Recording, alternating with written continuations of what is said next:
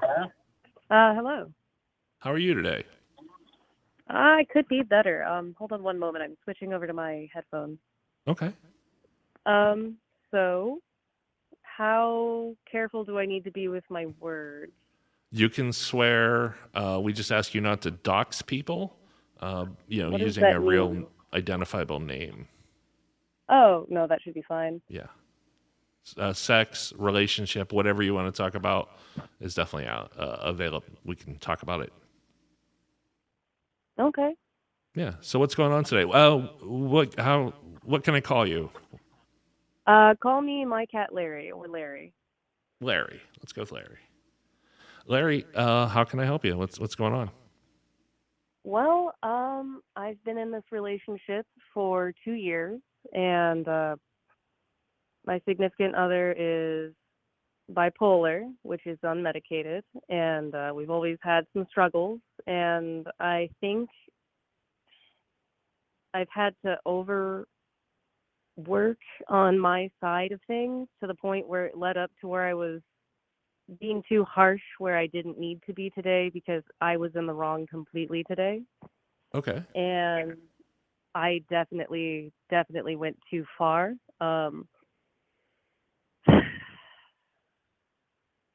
I, th- I I wouldn't th- be angry if he did leave me, honestly. I said something really genuinely terrible today without realizing what it could be taken as. do you mind sharing what you said? Yes.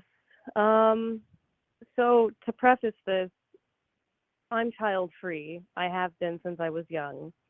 Okay. And he's always wanted children, but he's never found anyone he'd want children with. Okay. And I'm the only person he's ever met that he would be 100% A-OK with. He doesn't care how much he'd have to work. He doesn't care if we live off of beans and onion water, but he wants a child. But at the same time, he knows that we wouldn't be able to afford one. And then on top of that, I'd never get to see him again because he'd be working all the time. Right. So I definitely, he knows that we don't really want a kid. But at the same time, he has this yearning for it. And I bring this up because over the past 2 years, he's wanted a vasectomy, or rather, I've wanted a vasectomy. And I haven't been hammering it down so much as every time he complains about my lack of birth control, aside from condoms, a vasectomy would be nice if we're genuinely child free, which, I'm Sure. about bodily autonomy. If you say no, that's perfectly fine. We had a vasectomy scheduled for yesterday, or sorry, today is Friday. Is it? My days are a little Saturday. bit messed up because I skipped work Saturday. So yesterday he had it scheduled for a vasectomy, and then 3 hours before the schedule, he decided not to because he was too wishy-washy, which was fine. We had a great day and enjoyed ourselves, and there was no stress or anything. There's Understand. I nothing mean, wrong there's with still going to be making that waves of decision. stress that might catch up with you later as it all sinks in, but it sounds like, Yeah, yeah. Go ahead. exactly. So it wasn't so much the vasectomy that was the issue, so much as he's very sensitive right now with the whole children's topic. And today we went out and we were enjoying ourselves and we had a great day. And Okay. I have things that trigger kind of like some severe anxieties from my childhood. And he was doing some of the things that triggered me a little bit, and I became snippy. So that wasn't great. And then Right. towards the end of the day, we had a stupid argument over something really dumb. And honestly, I was in the wrong. I had accidentally cracked his phone screen, but he always refuses to put a protective case or anything on his phone. So when he puts them on ledges or somewhere else, it slides off easy because I'm Right. in bed and he has it hidden under a pillow and the screen cracks. I get frustrated because he shouldn't have. In the end, though, I still broke it, regardless of the screens. I Even don't now, know. I'm bringing up the same arguments. A real quick aside, if the phone was in a Yeah. place it shouldn't have been, you both broke it. It was like it shouldn't have been there, and maybe you flung something you shouldn't have, or whatever. It sounds like shared fault, be it 50-50 or He, not. I mean, to his credit, it wasn't a lot of places to put it besides that counter next to the bed. And when I went to like stretch my arms and accidentally knocked it over, I can't. It If he wasn't didn't have another malicious. place, yeah, Yeah, it no. wasn't. It wasn't even clumsy as so much as it happened. It sucks. But sorry, Yeah, go and on with so the full story. yeah, so that happened a few weeks ago, and he's been brewing on it, and because he wants me to like give him something, anything, something that shows, that I recognize that I had some part in this, and he Hmm. wasn't malicious. I think he just wanted me to be like, I'll buy the case and phone screen protector because he finally caved, I guess, after going through like 5 phones in 2 years. Yeah. And he's very emotional. I've always been very logical, so I don't know how to read him because I'm not able to make that connection like he does. Um, so later on, and we went into an argument, and somehow the phone became part of it. I kept stressing the stupid thing about the case and the phone screen because I just wanted him to use the stupid thing instead of constantly having it be a stress factor where it gets launched off the bed again and again. And Right. I brought up the terrible thing, which is, I'm paraphrasing, but it was essentially, this is why I'm glad we don't have kids. You wouldn't be able to handle them. Okay. And he completely withdrew, wouldn't let me touch his arm on the car ride home, wouldn't talk to me. And then when we got home, he went into his room. And when I tried to talk to him, he just glared at me. And I definitely touched a sensitive spot literally the day after he couldn't handle the vasectomy thing, which again was fine. When I said it, I meant more like you have to do safeguards and plastic protectors on outlets, and you got to like always put protective measures in and not get mad when things break. And my brain did not connect that at all to, because you're not a good dad. And I, at the same time, realize how dumb that is because we're not, at least if he's with me, not having children.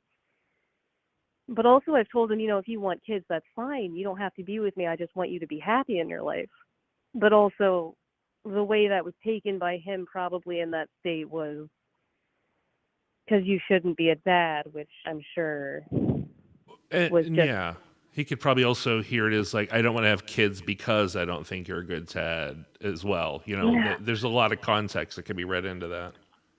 Yeah, and it's ironic because out of everyone I've ever met or dated, he's the only person I'd ever have a kid with. The problem is, I would never raise a child how I was raised or he was raised, which is dirt poor and with really stressed out parents you never see, you Hmm. know? That's fair. I, I think, by the way, I have no problem with that stance on children or wanting them or not. There's a lot of reasons to have kids. There's a lot of reasons to not have children. And your logic and your reasoning, and he know your logic and reasoning when you, maybe not when you got together, but in the relationship. And he also knows he has a way out, and you won't blame him for that.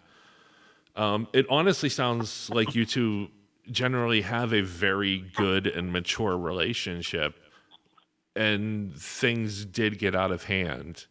And I think the the way you want to approach it with him is to maybe write it down or email it, whatever is easier for you both, but to take the emotion out of it a little, especially from the beginning, and say, I messed up bad and I know you're hurting, but so am I because I said something like that. That I I can't apologize enough. And then just go into the I was in a wrong place in my mind, and I hope you can understand that that sometimes I don't think the right thing and I say the wrong thing, but here's what I want you to know. And then just list the things out. I love you. I respect you. I do think you would be great at anything you wanted to do, be it raising a child or whatever it might be. And I was just frustrated more so than I knew. And I think I just want to make things better. And you please let me know how to do that. I think if you go into it and take away, don't argue the facts about what happened today. Just let him know how badly you feel about it and how much you want to fix it, and leave it there. Don't keep saying, we need to talk. Let's go over here. Let's talk. Come to me. Let me hold your hand. Put it in a container of some sort that he can consume on his own at his own time, because he's going to calm down.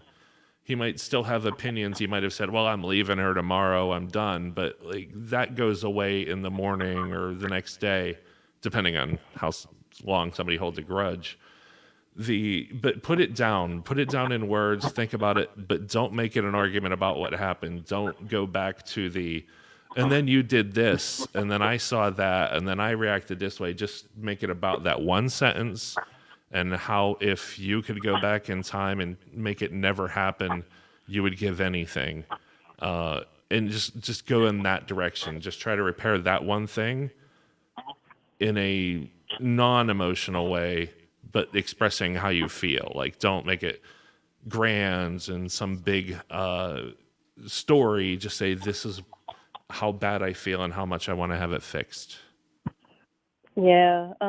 So far, I did send him some texts because as soon as I got home, I realized maybe I shouldn't have just left because I couldn't handle the silence and I was cowardly.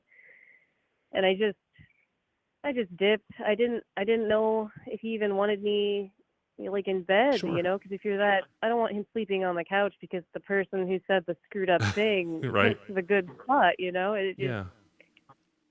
But at the same time, like, he's very mixed. So oftentimes I feel like I'm damned if I do, damned if I do, because I can't read those emotional markers or cues. And I can't track where he is or how he connects things a lot. Is he aware of that? That's He how you is. feel and interact together? He is. And he also realizes he has a problem with my linear travel of thought. So, like, I'll Mm-hmm. connect things in an order, and he'll connect things in, like, this spider web pattern, and I'm just left going, okay, What? there Yeah. is logic here, but I have no idea what the math was like we got here, but wow. I mean, go back on that. That you two know that you have, I don't want to say difficulties communicating, that you have tools to communicate that other couples might not, and that maybe those tools need tweaked. Maybe they need leaned on a little more, and like, hey, that these tools we have sometimes don't work for everything, and they fell apart for me. And I need to work on some new rules or some new things that correct the Yeah. way that we treat each other outwardly, because And I have no doubt you love each other. Like, I think you really often when I give advice, it is like, stuff's broken, you're not a good couple, you can't communicate, break up. That's not you two. I think it would be a shame if this is where it ended, and I honestly don't think it will be. I think he'll calm down, and I think if you explain yourself, I don't mean explain yourself as in you're wrong, you need to do a yeah. groveling apology. I mean, explain what was going on in your head too, because Okay. brains do things, and sometimes we're not in control, and that sucks, but it's what happens sometimes. Yeah. But so far, all I've sent is, I'm sorry that I took things too far. I love you. Let me know if you want me over tomorrow or not, or to talk at all. Thank you for loving me as you have all this time. I can drive back tonight if you need. I had to figure out how to unsilence my phone during like a scheduled time, and then I was an asshole today, and I have no excuses for it. I should have been better for you. You didn't deserve that. And I just want to hold you and give you gentle kisses and massage you, and it's hard to have time with your schedule, and missing more time of it because of this makes me realize how stupid I was because of days like today. And I just fucking love you. And I just decided to leave it at that. But I'm just left with the same silence that the not knowing. I mean, Larry, he's probably also trying to hurt you back with that silence. And I tell people often that the silent treatment is a weapon used to hurt somebody. And I don't agree with it, but it happens. And if he feels hurt, maybe he's trying to hurt you back. I think tomorrow you will have more of a talk and you will have an answer. He might wait a little bit longer, but I think you guys I don't know him, and I don't know the full history. Obviously, I know what you told me. It sounds, though, like you two are in a good place. And just the way you talked to him in that text message that you read, I don't know. I feel positive about this. I think you sent a pretty good text message, and I think you should stick to the no contact for another 24 hours if he doesn't contact you first. and then Yeah. reach out and say, listen, I'm worried. Can you please help me? Yeah, that would probably make the most sense. I'm gonna go with that one for tomorrow after waiting a bit. But also, I've not really dated that much. I've not broken up with anyone before, and honestly, he's my other half, and I don't know I how get that. people not have. I don't know how to not have him in my life anymore. I And hope it's you kind don't of, have to find out, and I don't think you will, honestly. I yeah. think, yeah, you said something outrageously hurtful to him. You know that. That's the other thing. You know that. You knew it then. You knew it as soon as it came out of your mouth. And everybody on this planet has said something that they immediately knew was the dumbest thing they've said to that day.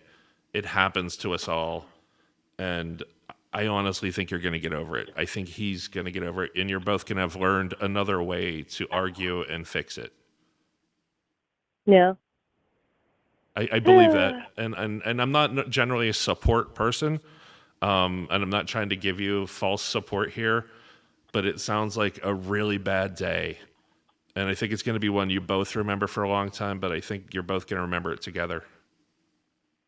Okay. That makes me feel better, but obviously I understand a Yeah, grain of salt. yeah. I mean, anything can happen, but Yeah. like there's still Occam's razor, right?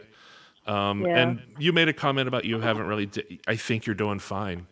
You guys have made rules and you have tools to deal with each other. And there are couples who have been together twice as long as you that haven't done that. You're ahead of the curve on how to date. Okay. Yeah, I mean you fucked up. Huh. That's okay. Yeah. Just now it's how do you fix the fuck up? And he's probably gonna make you work for that a little more than is fair. But it's something you're gonna work through. Yeah. Thank you for talking to me. It's I might be able to sleep tonight. Hey, Larry. Let uh me tell you something. You're my first caller on the show. We have been talking and just getting started, and you've made my night. You've made the night of Josh and Zaz too. So thank you so much because I feel like I've helped and you've helped us back. So thank you. no problem. And then if I ever wanted to listen to this show, do I have to go to Twitch? I'm not very For good now, with this yeah, stuff. we're developing there. Then we're gonna have it go to YouTube, and then we're gonna probably. My idea is to turn into like a blog, um, uh, something you could just be pure audio, wouldn't even have the video. Okay. But reach out to Then me on Reddit and let me know how it goes. If I'm completely wrong, yell at me. Whatever it is, I do care, and I want to hear a follow up. okay. I will do that. And then, everybody's human, so I mean, Yeah, psychology goes as far as it can stretch. yeah, and I think you're doing great. That's no bullshit. That's the one thing. If you do listen to us going forward, you'll find out. I I'm not good at bullshitting people. So I hope you have a great night. I hope you get some sleep. Tomorrow will absolutely be a better day. I, I have no doubt about it. There'll be some Thank you. work, but it'll be a better day.